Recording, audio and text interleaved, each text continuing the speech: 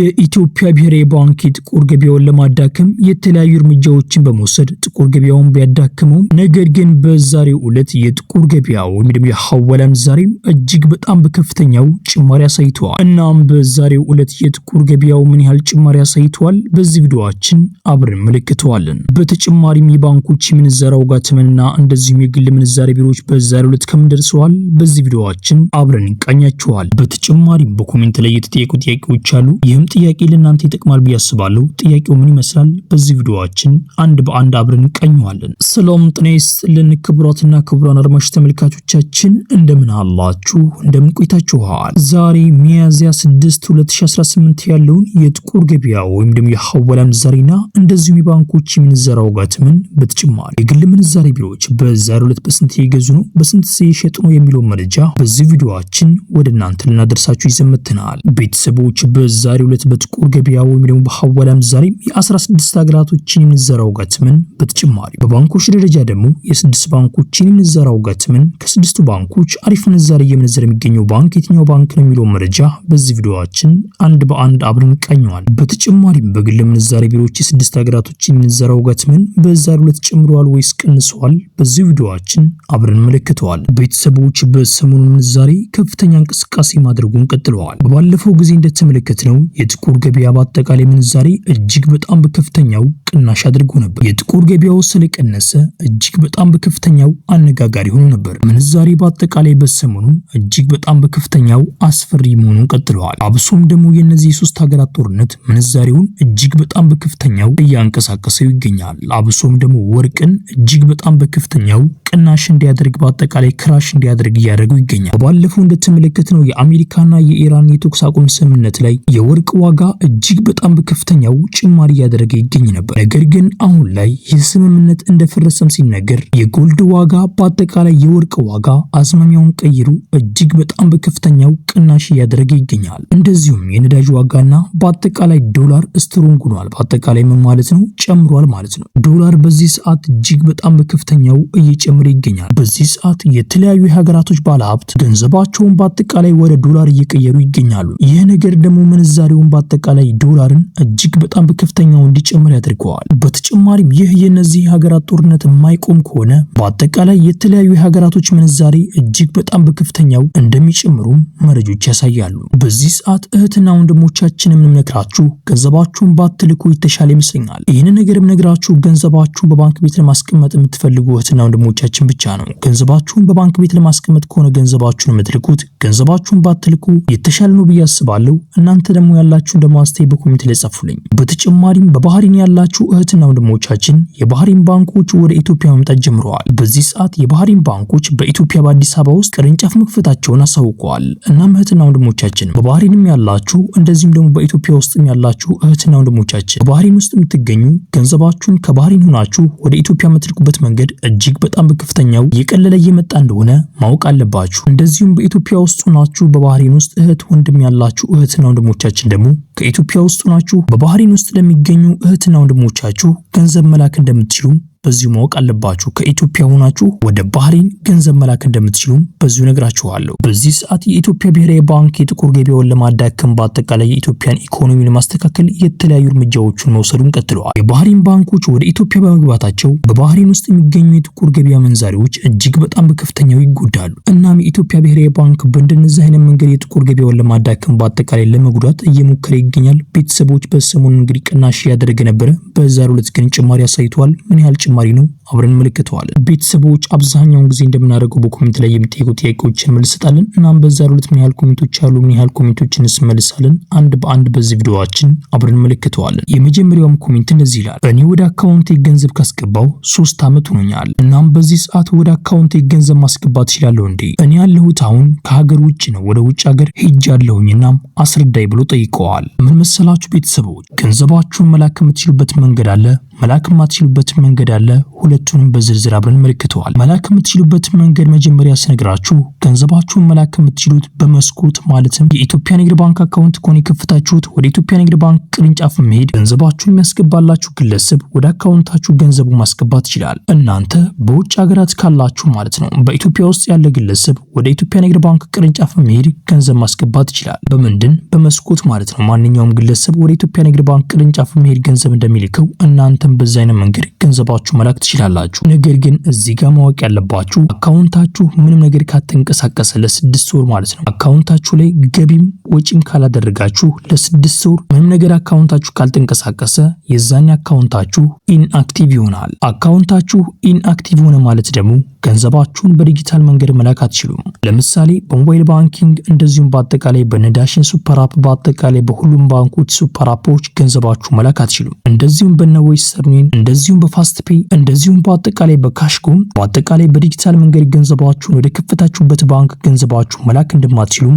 በዚሁ ልነግራችሁ ፈልጋለሁ። እናም በአጠቃላይ በዲጂታል መንገድ ገንዘባችሁ ለመላክ ግዴታ ከኢንአክቲቭ አካውንታችሁ ወደ አክቲቭ መቀየር አለበት። ይህን ነገር ደግሞ ማድረግ የምትችሉት እንደ ባንኩ አሰራር ነው። እንደ ሁሉም ባንኮች የተለያየ 3 አይነት አሰራር አላቸው። አንዳንዶቹ ባንኮች ወደ አካውንታችሁ የተወሰነ ገንዘብ በመግባት ብቻ አካውንታችሁ ከኢንአክቲቭ ወደ አክቲቭ ይቀየራል። ይህን ነገር ስላችሁ የተወሰነ ገንዘብ ነው። 100 ብርም ከሆነ 50 ብርም ከሆነ በአጠቃላይ ወደ አካውንታችሁ ገቢ መደረጉ ብቻ ነው የሚታየው። አንዳንዶቹ ባንኮች ደግሞ በስልክ በመደወል ብቻ አካውንታችሁ ኢንአክቲቭ የነበረውን አካውንታችሁን ወደ አክቲቭ ማስቀየር ትችላላችሁ። አንዳንዶቹ ባንኮች ደግሞ የሚሏችሁ ግዴታ እናንተ የፋይዳ መታወቂያችሁን ይዛችሁ እዚሁ ቅርንጫፋችን መገኘት አለባችሁ ሊሏችሁ ይችላሉ።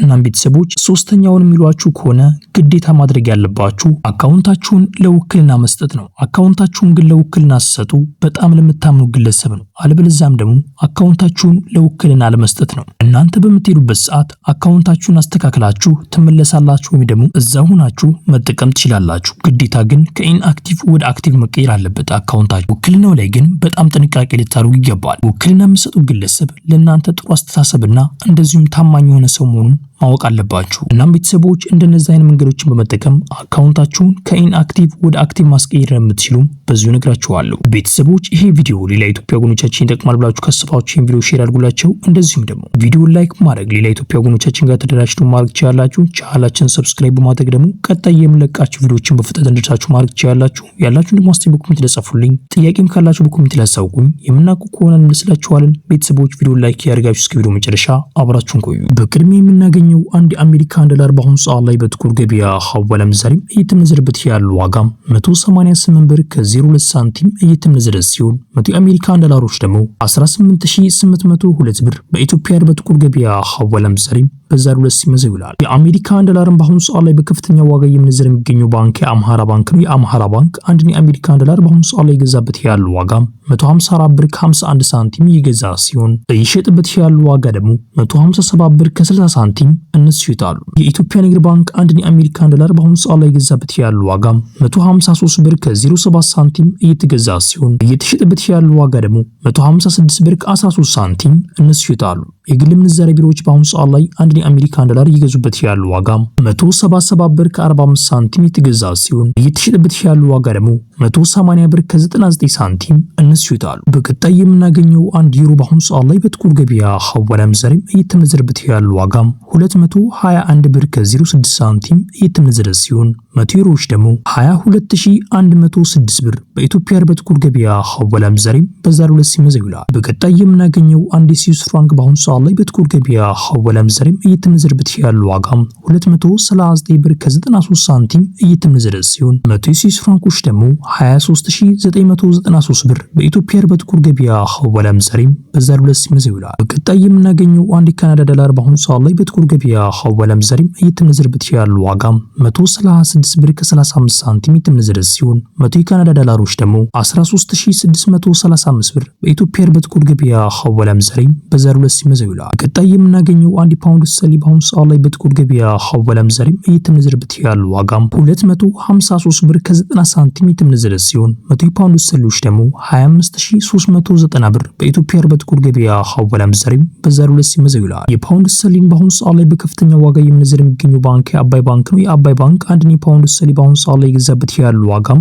209 ብር ከ46 ሳንቲም የተገዛ ሲሆን እየተሸጠበት ያለው ዋጋ ደግሞ 213 ብር ከ65 ሳንቲም እነሱ ይታሉ። የኢትዮጵያ ንግድ ባንክ 1 ፓውንድ ስተርሊንግ በአሁኑ ሰዓት ላይ የገዛበት ያለው ዋጋም 202 ብር ከ16 ሳንቲም የተገዛ ሲሆን እየተሸጠበት ያለው ዋጋ ደግሞ 206 ብር ከ20 ሳንቲም እነሱ ይታሉ። ግል ምንዛሬ ቢሮዎች በአሁኑ ሰዓት ላይ 1 ፓውንድ ስተርሊንግ የገዙበት ያለው ዋጋም 230 ብር ከ70 ሳንቲም የተገዛ ሲሆን እየተሸጠበት ያለው ዋጋ ደግሞ 235 ብር ከ31 ሳንቲም እነሱ ይታሉ። በቀጣይ የምናገኘው 1 ኪዩቲኒያር በአሁኑ ሰዓት ላይ በጥቁር ገበያ ሐዋላ ምንዛሬም እየተመነዘረበት ያለው ዋጋም 612 ብር ከ13 ሳንቲም የተመነዘረ ሲሆን 100 ኪዩቲኒያሮች ደግሞ 61213 ብር በኢትዮጵያ በጥቁር ገበያ ሐዋላ ምንዛሬም በዛሬው ዕለት ሲመነዘር ይውላል። የኪዩቲኒያርን በአሁኑ ሰዓት ላይ በከፍተኛ ዋጋ እየመነዘረ የሚገኘው ባንክ የኦሮሚያ ባንክ ነው። የኦሮሚያ ባንክ 1 ኪዩቲኒያር በአሁኑ ሰዓት ላይ የገዛበት ያለው ዋጋም 504 ብር ከ88 ሳንቲም የተገዛ ሲሆን እየተሸጠበት ያለው ዋጋ ደግሞ 514 ብር ከ98 ሳንቲም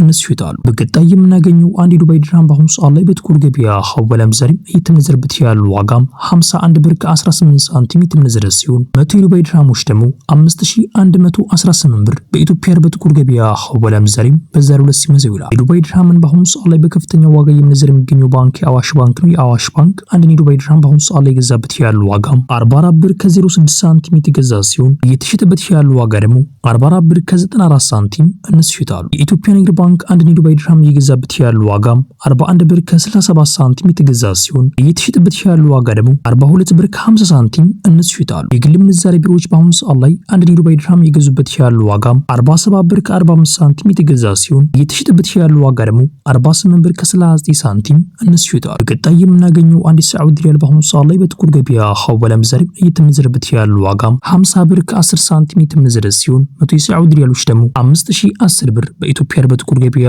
ሐዋላ ምንዛሬም በዛሬው ዕለት ሲመዘው ይላል። የሳዑዲ ሪያልን በአሁኑ ሰዓት ላይ በከፍተኛ ዋጋ እየመነዘረ የሚገኘው ባንክ የአዋሽ ባንክ ነው። የአዋሽ ባንክ 1 የሳዑዲ ሪያል እየገዛበት ያለው ዋጋም 43 ብር ከ12 ሳንቲም የተገዛ ሲሆን እየተሸጠበት ያለው ዋጋ ደግሞ 43 ብር ከ98 ሳንቲም እነሱ ይታሉ። የኢትዮጵያ ንግድ ባንክ 1 የሳዑዲ ሪያል እየገዛበት ያለው ዋጋም 40 ብር ከ79 ሳንቲም የተገዛ ሲሆን እየተሸጠበት ያለው ዋጋ ደግሞ 41 ብር ከ60 ሳንቲም እነሱ ይታሉ። የግል ምንዛሬ ቢሮዎች በአሁኑ ሰዓት ላይ 1 የሳዑዲ ሪያል እየገዙበት ያለው ዋጋም 46 ብር ከ30 ሳንቲም የተገዛ ሲሆን እየተሸጠበት ያለው ዋጋ ደግሞ 47 ብር ከ22 ሳንቲም እነሱ ይታሉ። በቀጣይ የምናገኘው 1 ኦማን ሪያል በአሁኑ ሰዓት ላይ በጥቁር ገበያ ሐዋላ ምንዛሬም እየተመነዘረበት ያለው ዋጋም 489 ብር ከ07 ሳንቲም እየተመነዘረ ይገኛል። በቀጣይ የምናገኘው 1 ጆርዳን ዲናር በአሁኑ ሰዓት ላይ በጥቁር ገበያ ሐዋላ ምንዛሬም እየተመነዘረበት ያለው ዋጋም 265 ብር ከ19 ሳንቲም እየተመነዘረ ይገኛል። በቀጣይ የምናገኘው 1 ባህሪን ዲናር በአሁኑ ሰዓት ላይ በጥቁር ገበያ ሐዋላ ምንዛሬም እየተመነዘረበት ያለው ዋጋም 498 ብር ከ25 ሳንቲም